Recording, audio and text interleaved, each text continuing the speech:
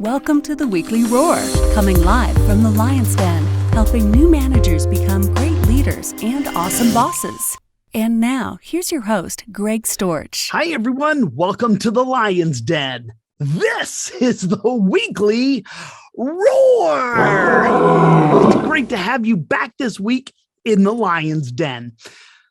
Sometimes the climb to the top wears us out and we need to rest. That's okay, but just make sure that you don't stop there permanently. What happens when a leader settles in and loses the tension between where they are now and where they need to be? Today on the Weekly Roar, we'll talk all about it. But before we get started with today's Weekly Roar, let me introduce myself. I'm Greg Storch, owner of Lion Enterprise, host of the Weekly Roar, and the founder of a worldwide barter coaching program called The Helping Hand. I'm a certified professional leadership coach and a certified leadership speaker and trainer. And as a friendly reminder, you can find all of my video resources on my website at lion-enterprise.com. Just look for the Lion's Pride Library and check them all out. All right, everyone. Let's talk about effective leaders keep the tension.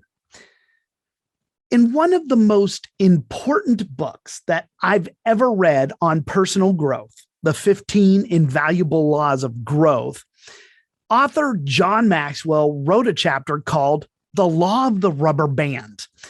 The premise is that our growth stops when we lose the tension between where we are now and where we could be. This is the age-old dilemma of the comfort zone. It's super easy for our inner critic to try to keep us right in that comfort zone. It doesn't like change, and it wants to maintain the status quo. It doesn't want you to do something different. It's just happy being right where it is. That all comes from fear. But the problem with our comfort zone is that nothing ever grows there. We have to operate in our growth zone. And if you're a leader, it's even more important that you do that. But what can happen many times for leaders is that when they reach that step in their career, they settle in and they get comfortable. They stop growing. And when they stop growing, they become ineffective. Here's why.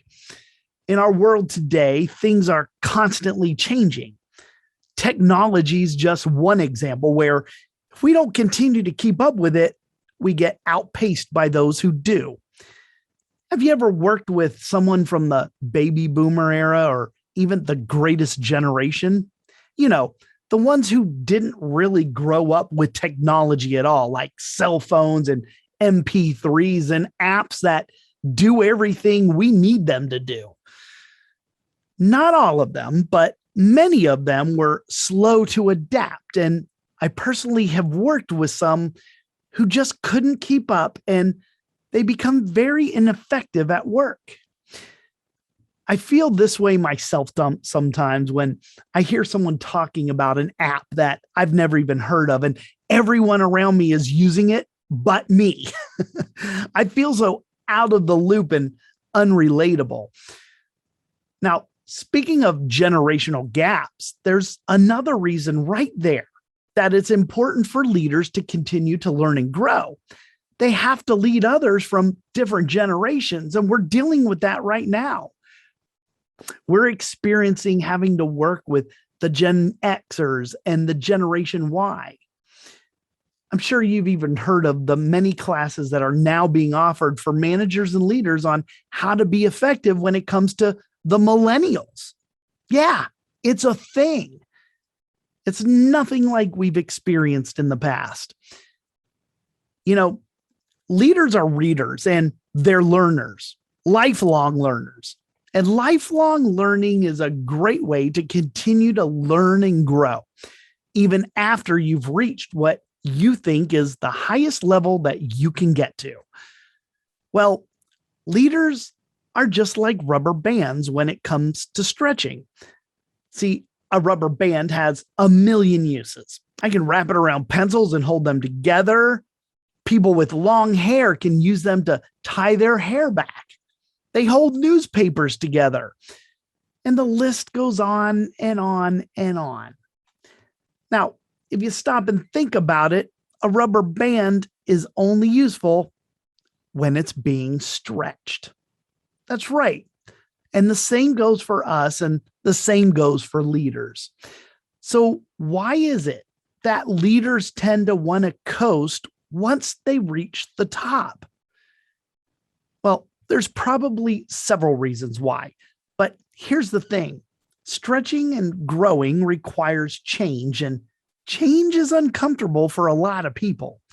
So if I'm in my comfort zone and I like it there, I'm not looking for change. Now, I know you've seen this before. How many of you have had that manager or boss tell you that they didn't want to do things differently because the current way works? And if I've heard it once, I've heard it a million times. That's the way we've always done it. Or if it ain't broke, don't fix it. Let me tell you, if you're working for somebody with that mentality, run, run away and never return. Those phrases right there are the mantra of the uninspired, the ones stuck in their comfort zones and trying hard to avoid change at all costs. Believe me, it's just a matter of time until they become ineffective and ultimately obsolete. Those are the leaders who stay stuck in the past. But let me tell you, it's hard to focus on the past and change the present. Now, if I'm not convincing you yet, let me add one more point, and that's about the need to keep learning, because the behaviors, skills, knowledge, and abilities that we need to succeed in our previous or current positions, they don't always translate into the next level. Now, even though there are some leaders out there who take a never-ending rest once they reach the top, there are plenty of others who don't. They're effective leaders that believe in lifelong learning. They're the ones who are successful in leadership. So I want to share a few characteristics of those successful leaders that help us know they're working outside of their comfort zone. They're stretching and staying relevant as the world changes around them. Now, first of all, these leaders challenge the status quo and they embrace innovation. That right there tells you that they don't settle. When we question long-held beliefs and break down silos between groups, we discover new and innovative ways to look at challenges and creatively solve them. So that's the first characteristic that you'll find. Is that you? Do you like the status quo, or do you challenge it? When we continue to grow, we diversify our knowledge and experience. And when we do that, we broaden the perspective that we're bringing into our leadership. It also makes us more capable to find those new ways of achieving the same old tasks in a new and better way. If you're just starting to get comfortable with being uncomfortable, try to entertain ideas that are not only new, but different from your own as a way to find better solutions to the problems that you face. The second characteristic that we can see in leaders who are lifelong learners is that they're performers in the midst of adversity. I call them agile leaders because when they're faced with adversity, they have this awareness to draw on the past experiences amidst the chaos and to stay calm and level-headed. And that helps them to tap into more insightful thinking, even when the times of inspiration might be at an all-time low. How are you performing during times of crisis? It's during the most challenging times that effective leaders rise to the challenge. So when you feel challenged or overwhelmed, look for subtle cues to build a better understanding of the problem and then go at solving it. Now, I really love this third characteristic, because it's almost required in order for us to leave our comfort zones. And that is the characteristic of practicing reflection. Effective leaders take the time for reflection, even in the midst of all the demands that they face on a daily basis. These agile leaders, as I call them, take time to step back, reflect on the work that they do, the meaning they create, and their impact on their teams. See, reflection can give us more insight into our own performance, how we work with others, and how we approach challenges. So if you need to work on this characteristic, then I suggest taking time on a regular basis to critically reflect on experiences and examine your past failures to go get those lessons. And that is not the same as living in the past or staying stuck there. All right, another characteristic is that effective leaders are risk takers. They intentionally look for challenging situations. Now, I've already told you that comfort and growth can't coexist. Well, those agile leaders understand the need to push themselves and their abilities and to explore situations where there aren't proven processes or outcomes. That's the risk part, right? Leaders who prioritize continuous learning will come to understand the ways risk can lead to opportunity. Okay, let me just mention one last characteristic, and that is that effective leaders are open and they avoid defensive thinking. I call it legacy thinking, that mentality that says, that's the way I've always done it. Breaking down legacy thinking is the first step to opening ourselves to new possibilities. Don't let the way you've always done things, even if it's brought you success, circumvent the pathways to new ideas and experiences. Listen carefully to others and try to understand their perspectives in order to gain more insights and learn lessons that may come in handy in future challenges that you face.